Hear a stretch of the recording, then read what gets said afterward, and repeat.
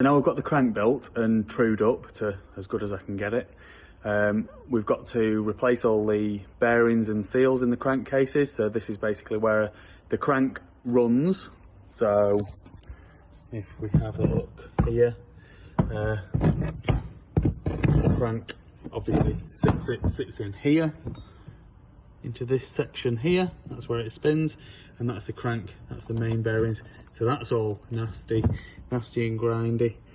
So we're going to replace all of that. We're going to replace the bearings and all the seals, and then we're going to replace all the transmission bearings as well.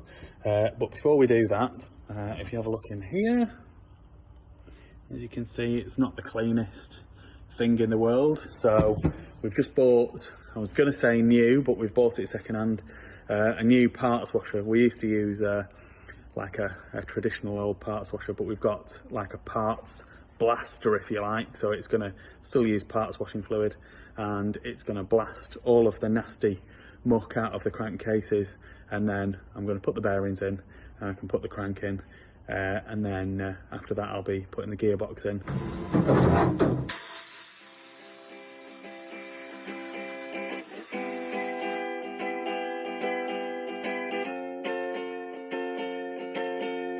So I've had the crankcases through the parts washer, which you should have seen. This one's got some gasket goo or whatever which is left over, which I'm going to clean out with a blade.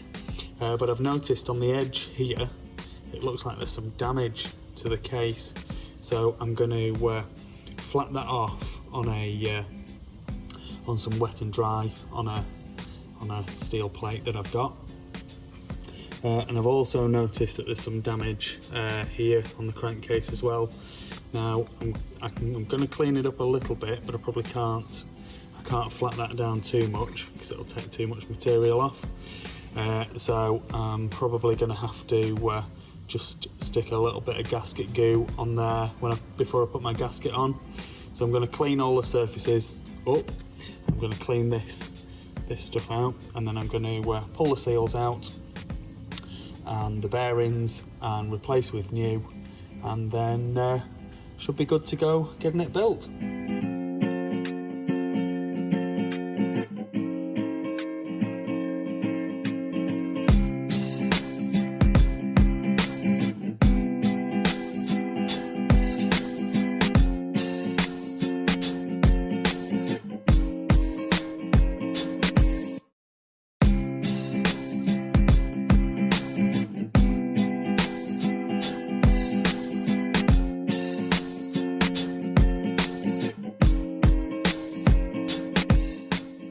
So now we've used the screwdriver and the blade to clean up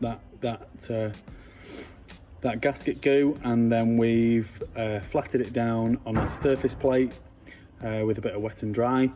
I've got it as good as I think it needs to be, really.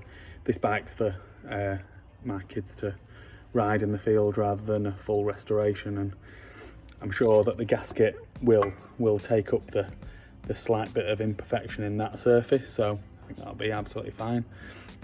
I'm now going to remove the seals from both sides of the crankcase, and then I'm going to remove the bearings, and then I'm going to press the new bearings in and the new seals.